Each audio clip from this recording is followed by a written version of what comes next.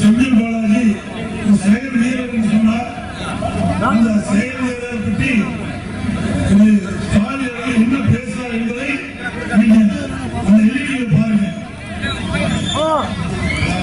இந்த மாவட்டத்தில் இருந்த அமைச்சர் செந்தில் பாலாஜி அவரை பற்றி சொல்ல இளவரசிக்கு மிக மிக நெருக்கமாக இருந்தவர் செந்தில் பாலாஜி. இன்னைக்கு பாத்தீங்கன்னா அவர் மட்டும் இல்லை, ஒட்டுமொத்தமாக பாலாஜியினுடைய தம்பி இந்த கரூர் மாவட்டத்தை தன்னுடைய கட்டுப்பாட்டில் வச்சிருக்கிறார். கட்டுப்பாடுனா கொள்ளையடிக்கிறதுல, ஊழல் செய்கிறதுல, லஞ்சம் வாங்குறதுல அந்த கட்டுப்பாட்டில் வச்சிருக்கிறார். பால் கடத்தல், நில அபகரிப்பு புகார்கள் எல்லாம் இன்னைக்கு நீதிமன்றத்தில் இருக்கு. பொறியியல் படிச்சுக்கிட்டு இருந்த ஒரு இளைஞன் கோகுல் என்பவரை கடத்தி அவனை கொலை மிரட்டல் செஞ்சு அவனுடைய சொத்துக்களை எல்லாம் பறிமுதல் செஞ்சு பிறகு அந்த குடும்பத்தை சார்ந்தவர் நீதிமன்றத்துக்கு போய் அந்த பிரச்சனை இப்ப நீதிமன்றத்தில் வைக்க இப்ப எங்க இருக்காருன்னு தெரியல. அந்த கோவில் தலைகளை வாங்கி எங்க இருக்கிறார் என்று தெரிய முடியாத நிலையில இன்று தெரிந்து கொண்டிருக்கிறார். இப்படி ஒன்றா இரண்டா ஒன்றா இரண்டா எடுத்து பாட்டு இந்த மாவட்ட தலைவர் இருந்த அமைச்சர்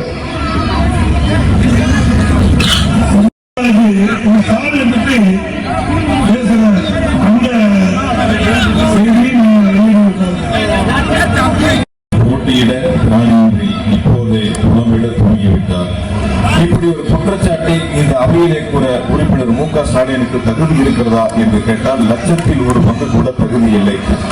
கருணாநிதிக்கும் கருணாநிதியுடைய பிள்ளைகளுக்கும் எப்போதுமே ஒரு குணம் உண்டு. அவங்க படிச்ச அது பதவி, மற்றவங்கன்னா அது தொழுதி. அவங்க தொட்டா அது பொண்ணு, மற்றவங்க தொட்டா அது பொண்ணு. அவங்களுக்கு வந்தா அது ரத்தம், மற்றவங்கன்னா அது தக்காளி சட்னி. உங்களை விட்டு பிழைப்பு நடத்தும் சிலர் உங்களை தலைவர் என்று சொல்லிக் கொண்டு இருப்பவர்கள் குடும்பத்திற்கு பதவிகள் வேண்டும் என்றால் டெல்லிக்கு போவார்கள். டெல்லிக்கு போய் பெற்றதனால் மலைக்கேற்றியை விட்டு அதனால் 2 லட்சம் கோடியை கொள்ளையடித்து பீகாருக்கு செல்வார்கள். அரசுக்கு வர வேண்டிய நிதியை கொள்ளையடித்ததால் பீகாரில் இருப்பவர்களை கருணாநிதி சென்று பார்த்தது அவர்களது வரலாறு.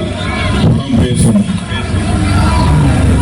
இப்படி அவருடைய கட்சி தலைவர் எப்படி, அவருடைய செயல் வீரர் எப்படி என்பதை நாட்டு மக்கள் அறிந்து கொண்டா போதும். இப்போ ஸ்டாலின் மாறி போச்சு. எங்க பார்த்தாலும் கஞ்சா இருக்கிறாங்க. கஞ்சாவுக்கு அது இடமே இல்லை. இன்னைக்கு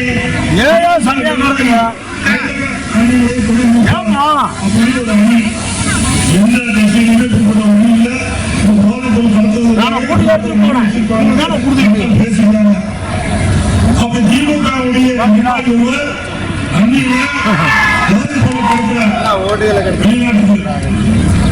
தேசிய போதைப்பொருள் தடுப்பு அதிகாரிகளை கண்டுபிடித்து அவரை இன்றைக்கு கைது செய்து சிறையில் எழுதி விசாரணை மேற்கொண்டிருக்கிறார்கள். இப்பொழுது கண்டுபிடிக்கப்பட்ட மதிப்பு போதைப்பொருள் மதிப்பு 2000 கோடி. 3 ஆண்டு காலமா தொடர்ந்து போதைப்பொருள் கடத்திக்கிட்டே இருக்காங்க. அந்த 3 ஆண்டு காலம் 8000 கோடி கடத்த போய் நீங்க எண்ணி பாருங்க. இந்த போதைப்பொருள் கடத்துகின்ற